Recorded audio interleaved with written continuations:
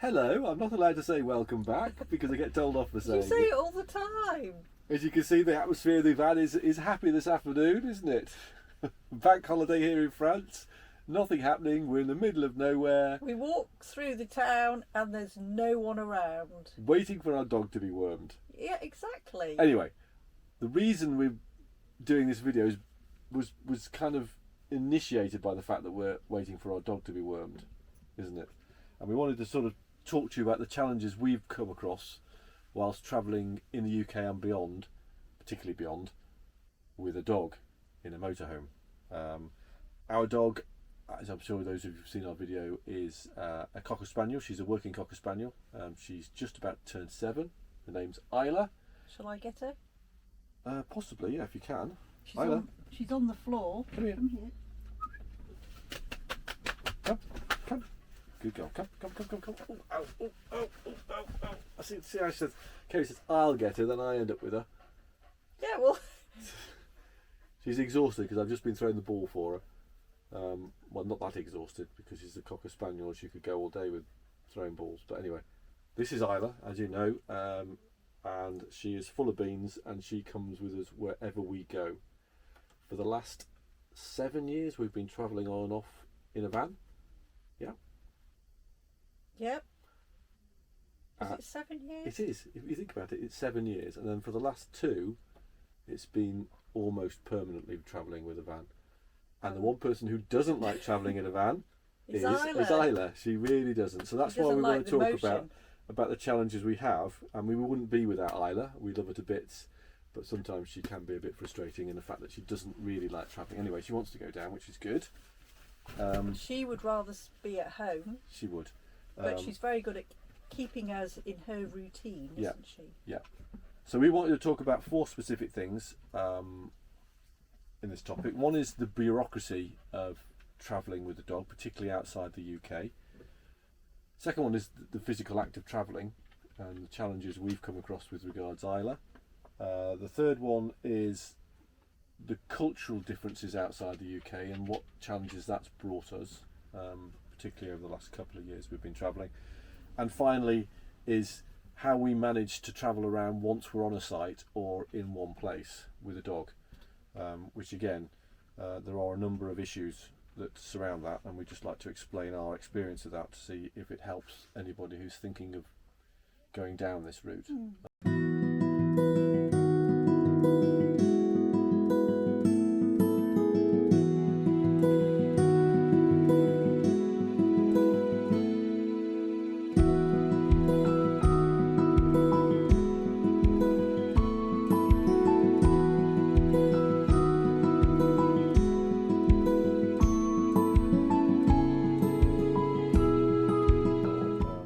So the first one is bureaucracy, and we have a resident expert within the van.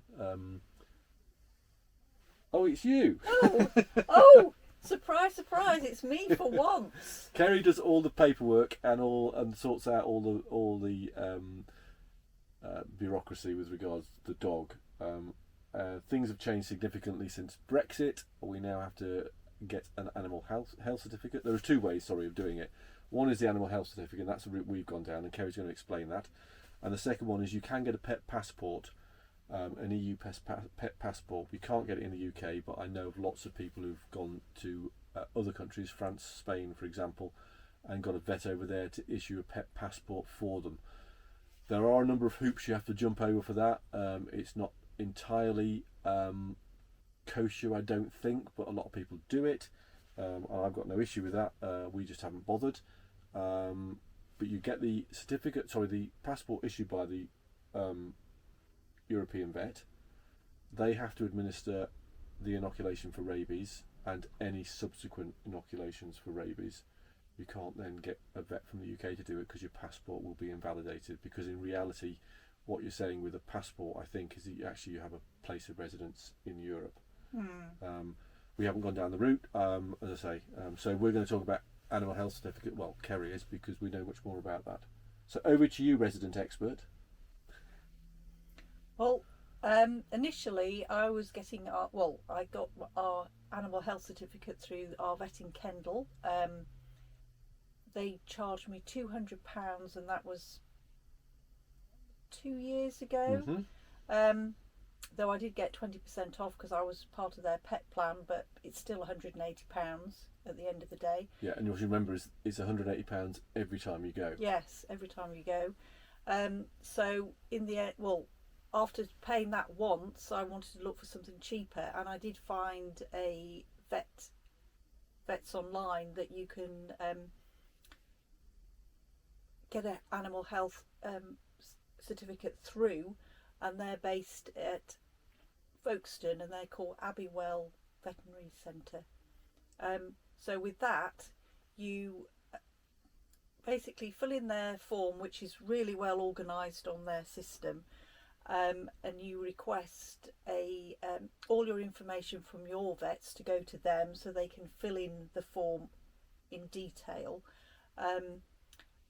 and you just tell them what day you're going to pick your animal health certificate up. I usually try and do it a few weeks in advance. If you go under 10 days before you pick it up, you have to pay double what they're asking, and they ask for £99 for the initial animal health certificate. But if nothing changes and you go into Europe again, as in nothing, the entrance into Europe is the same as in France, the rabies injection is still valid, and anything else on the form is all valid, then you get it down to, at the moment, £69. So that's quite a saving from... That's at Abbywell, isn't it? Yeah, at Abbywell. So they fill all the forms in on for you, and you go in your designated day. You can turn up any time during that day, and then as long as it's not a Sunday, and then as I filled in the form, I have to take the dog in because I then have to sign in front of them, and that's on the form. And also they check the microchip against the number that I've already given them. So, and then it's basically they hand me the form and off you go. And when you go to, we usually go on the shuttle, don't we, into France. We just go to the pet registration reception. Pet reception. And they just go through the form and check that it's all fine. It's really simple. Yeah. But you do have to pay extra for having a dog on board, but it was exactly the same with passport as well. So yeah, we do all that, and then we travel over to Europe, and when we return, and that's why we're here sat at a camping car campsite at Chaumont, is you have to arrange for a vet in Europe to issue a tapeworm tablet. I think that's it, isn't it? It's a worming tablet anyway. So you can either contact them by phone, you can contact them online if they've got an online form to fill in, or you can contact them in person by turning up at the vet. Yeah, and there's a really useful website on Facebook which gives you a map of all those vets that people have used in Europe to have the worming tablet administered.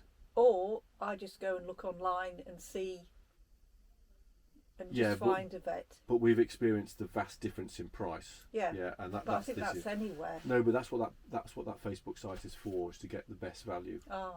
So that's what that's for, which is really useful. So you can pay up anything. I've paid between 20 and 50 euros. Well, I think we paid more than that in. No, it was 50. Oh, was it? Oh, yeah. Okay.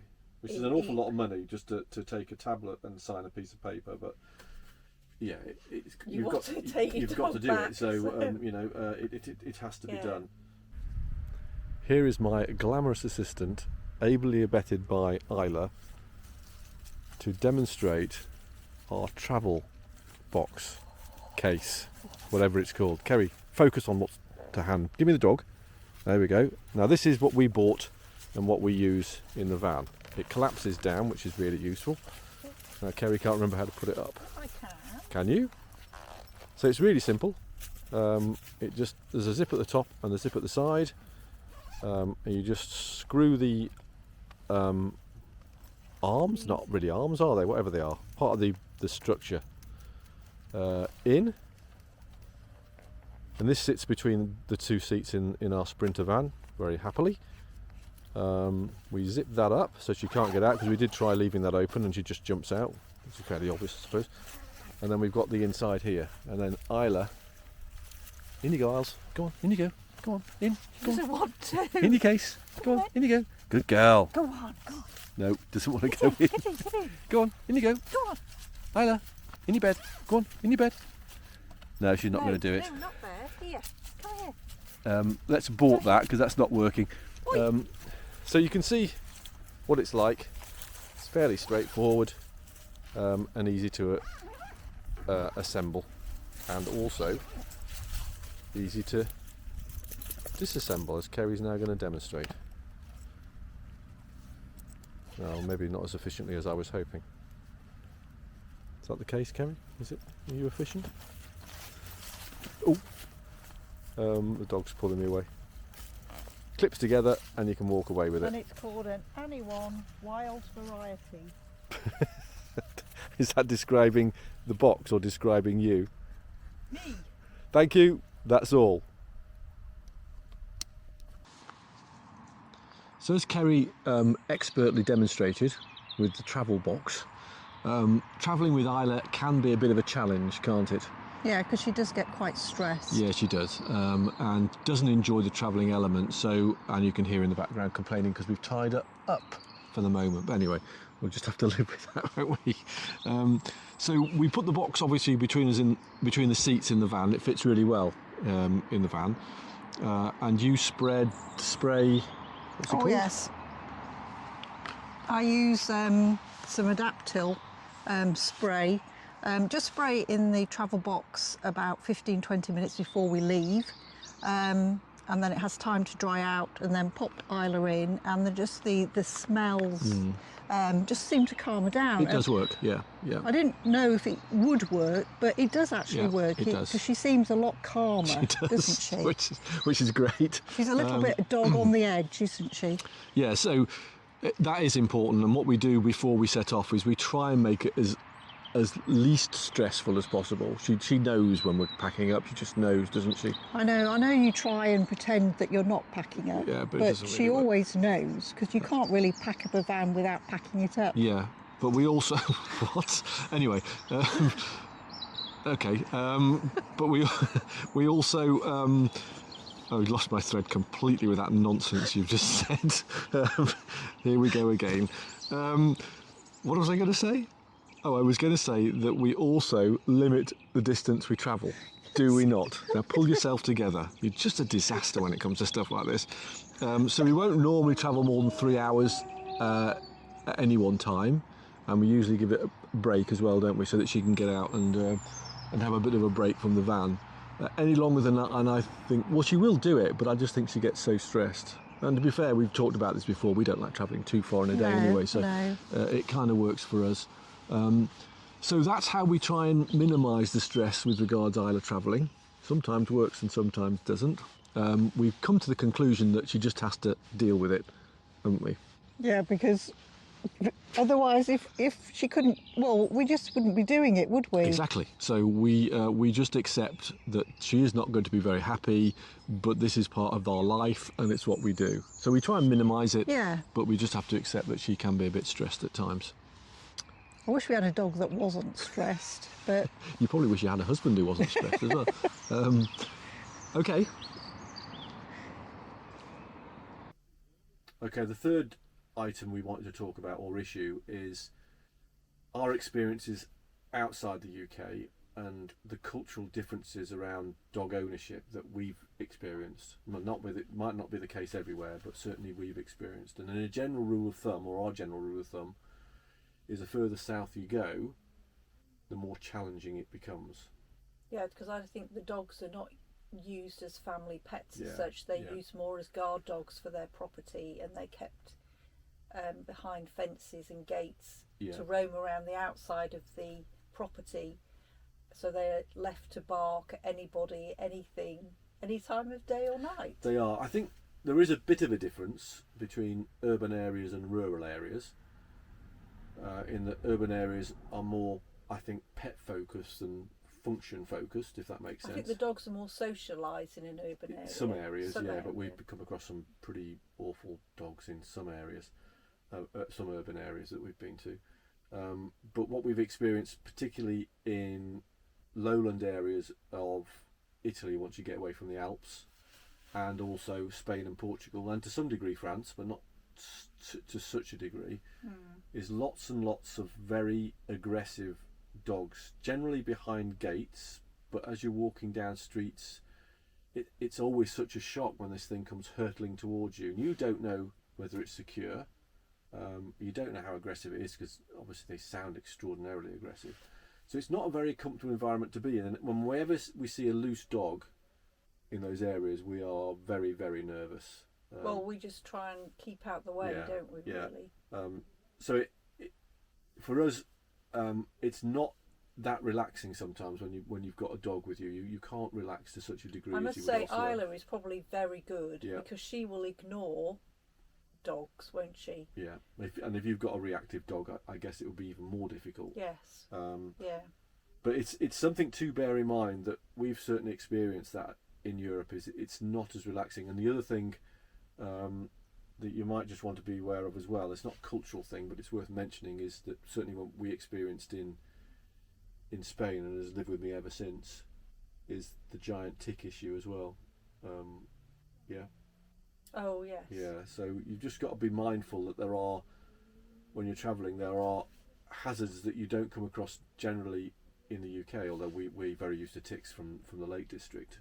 She used to pick ticks up all the time. We went round that big Lyon lake, and also a big lake in France. Oh yeah, we did. Yeah, and we had in a forest, and we got back into the van, and we didn't realise, and then we kept seeing all these little tiny ticks crawling luckily, up the walls of the van that make you itch, don't they? Yeah, I think we've talked about it before. We ended up poisoning ourselves because we put that was so the giant ticks, wasn't it? The giant ticks. Because if you haven't heard of giant ticks, and I hope we're digressing slightly, they're moving northwards from the very southern areas of Europe. They're because 3 to 4 times up. the size of standard ticks. They're attracted to CO2, so they don't just wait for you, they start walking towards you. And Isla acquired a few when we were in Lyon. Yeah, we were in an urban area. I know. That's why I was quite shocked. And we were horrified. Anyway, that's not a cultural thing, so we digress. Yeah, but we left there, didn't we? Yes, we did. We travelled a good hour in the van to get away from... They weren't following us, they were. No. But we had about 4 or 5. Yes. I think enough said about the ticks. We'll move on, shall we? The fourth element, we're travelling with Isla, our wonderful Cocker Spaniel, is actually when we're on site. And when we're on site, we generally don't go anywhere in the van, do we? No, we usually just park up and... So once we're set up, we're set up. Yeah. So we have to choose our locations carefully if we can, because there's only really 3 ways we can get about. One is using our legs. Yep. Because we have them. Yes, we have legs. They are a bit aged now, but we still have legs, and we do like walking. So we will, if we can, find a site where we can walk into like a town centre, because actually we found that biking into a town centre with a trailer can sometimes be difficult, particularly around security of your stuff when you stop, and we also end up sort of dodging people, don't we? Because it just gets too busy, especially if we do it on a Saturday. So we'll walk. We're quite happy to walk 10 miles, not 10 miles there and 10 miles back. No. 5 miles there and 5 miles back into a town or something to go and visit it, and we quite enjoy that. As long as there's food and drink on the way, I'm Absolutely. there. And we get to see parts of the country that we would otherwise see, so we do enjoy that. The second way we travel is with public transport, bus, train, and cable car this year. Yes, Isla's in a cable car. Bus is not always successful because Isla gets very stressed with doors and banging, but we have had some buses where she's been okay. I know, yeah. And what we have found when we've travelled around, particularly Spain, more importantly probably Switzerland and Italy, is a need for a muzzle. Yeah. I know some people think it's cruel, but actually you don't have an option. In some places you have to put the muzzle on. Yeah. So we were in the Italian Dolomites this year, and we found the fabric muzzle. Yeah, this one's really good. They do them in all different sizes. Isla's got a size 2 for a Cocker Spaniel, and it's very easy to put on and off. Yeah, we're going to demonstrate that in a moment. Just so you're aware, it is law that you have a muzzle on some public transport, particularly I think it was Italy and Switzerland. And if you don't put the muzzle on, they will or can refuse you. Yes. But conversely, what we did find in Italy was a bus driver, a very considerate bus driver, actually when we got on the bus was really concerned that she had a muzzle on and asked us to take it off. But you said that was because... I thought it was because there were no children on the bus. I just think he was a dog lover. But anyway... But a child could have come on at any time, Yes, so you would need this to put on anyway. So, and on the cable cars in Italy, which she had to have a muzzle on as well. So we're now going to demonstrate how Isla enjoys the muzzle application. Right? I don't know, that sounds a bit dangerous. Here we go. Let's go. She's waiting. Our model is just waiting down there, look. Totally cool and relaxed. And here it comes. Well done, Isla. Oh, well done. So as you can see, she doesn't mind it. She puts those eyes on when she's got a muzzle on, look. But we found that it actually calms her down. And when we were in the cable cars in Italy, she was so much calmer with the muzzle on, but she always looks like this. So we found even on the bus, she was calmer because she had the muzzle on. She doesn't love it, but she doesn't hate it. No. So well done, Isla. Well done. Good girl.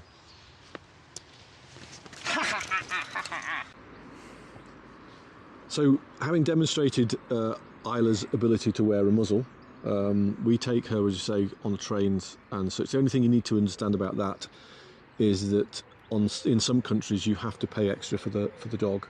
Well, you don't pay. Well, Yeah, you pay a child's fare. So you pay extra. Well, a child's fare, Well, not necessarily child's fare. It can be half fare. which is usually a child's fare. Okay, you're right. You're absolutely right. Anyway, shall we move on to the final? Yes. The final element of our ability to travel whilst we're on site is the dog trailer. Yeah, and that's been a blessing for us. So I'm going to now demonstrate how to put it up and attach it to a bike. Very exciting. Well, it will be if you do it correctly. Well, let's see if you film it correctly. So as we say, our final means of transportation with the dog is the dog trailer. And we love this dog trailer, and interestingly, so does Isla. It's a Burley Bark Ranger. It's quite big, but we double it up as a shopping basket as well. Bought it second hand from a company that hires them out for a season and then sells them on. It's brilliant, it's bomb-proof. It folds down so I can put it in the motorhome garage quite easily. And to put it up is very simple too. So I'll just quickly demonstrate. The frame just pops up like so.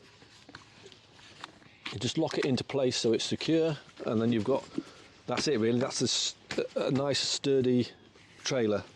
The wheels are very simple to apply. You just pop them in the axle, press the yellow button, and it goes in and locks. So obviously just do that for both sides. Do have to laugh that these tyres are actually really nice and chunky, so nice and soft ride. She has a more comfortable ride probably than we do. So that's the trailer basically up and running. Flag in the back for visibility, and I think that's really important.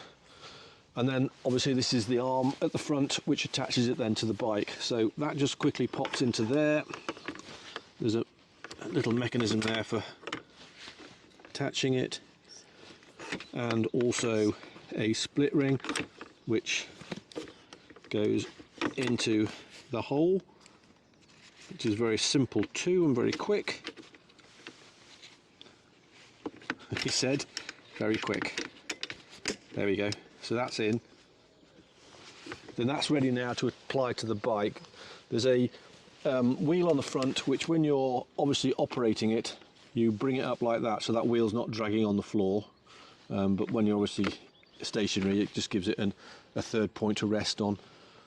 A split ring here and a safety strap which goes around the bike so that if there was any failure of that, it wouldn't roll away. Oh, Mike, do you mind demonstrating how to put that on again? Because I couldn't see what you were doing. How to put one on? What on? The wheel. Oh, what, here? Yeah, oh, that's better. So, for those of you who didn't catch that, and Kerry's obviously one of them, it's very simple. It just has a locking ball mechanism there, as you can see. You just push that through the frame, so it's there. What are you laughing for? Because your hands are now in the way. But what do you want me to do? I'm just showing you how to use a trailer. It's very difficult to do it unless you want to move. Oh no, you don't move. You stay exactly where you are. So I'll push it round even more. There you are. And then it goes, the split ring, the clip just goes in there and attaches to that. Happy now? Did you see that? I won't tell you what she said, because that would be unfortunately rather rude. Anyway, so now, as I explained about the wheel, you got that, didn't you? Yes? Are you going to move at all or not? So do you think they'll see that if you don't come close? Right, the perfectionist that is my wife has now relocated the camera. The reason we're having a little bit of difficulty because we have condensation in one of the lenses, and therefore Kerry can't quite see what she's filming, can you? And then she whispers, but then she realises she's got a microphone on. Anyway, back to the topic at hand. The way this attaches to the bike, oh, that's a nasty scratch, is via this bracket. So you have to buy this separate bracket which fits on, and then it's very, very simple. He said, split pin again, that just goes into there. I'm not going to demonstrate it fully because it's a bit of a faff, and I'd probably need 2 people to do it, to be honest with you. But that goes through there, the split pin goes through and locks, and then the safety device goes through the frame and then clips back onto that D ring there. So that if anything were to fail on that element, that will always save it. It's brilliant, it works really well. We love the trailer, Isla loves the trailer. It just gives us a freedom to be able to go where we want, when we want. And so if we're in a campsite which is probably, what, I don't know, in the middle of the countryside, and particularly we can always mention the one in the Netherlands when we had a lovely cycle ride through a couple of towns and to a lovely village. It enables you to see far more with the dog, which you probably couldn't if you didn't have this setup. So really recommend it. If you want any advice or information around the trailer, then just ask and I'll try and answer it. So we hope you found this video useful. We just thought we'd highlight some of the issues of travelling in a motorhome with a dog. It doesn't spoil our enjoyment of travelling, does it? It just makes it a little bit more complicated. Yes. Is that fair? Yeah, sometimes you want complication and sometimes Yes. you envy anybody You that do. doesn't have it. I mean, we always feel a bit envious of those that can just wander off into art galleries and museums, and we can't with a dog. Well, we've taken it in turns sometimes, haven't we? But to go into Yeah, different places. yeah. But what we do really enjoy is travelling with a dog and walking and biking with a dog and being able to see parts of places we visited that you wouldn't otherwise see. And that's quite a positive, isn't it? But it isn't without its challenges. But ask yourself this question: if you've got a dog, would you want to be without them? Absolutely not. Sometimes. Isla, did you hear that? Did you hear that? Kerry says she won't be without you sometimes. I don't think that's very nice at all, is it? Right, we're done, aren't we? Yes, we're done. Thanks for watching. We'll see you in the next one. Bye.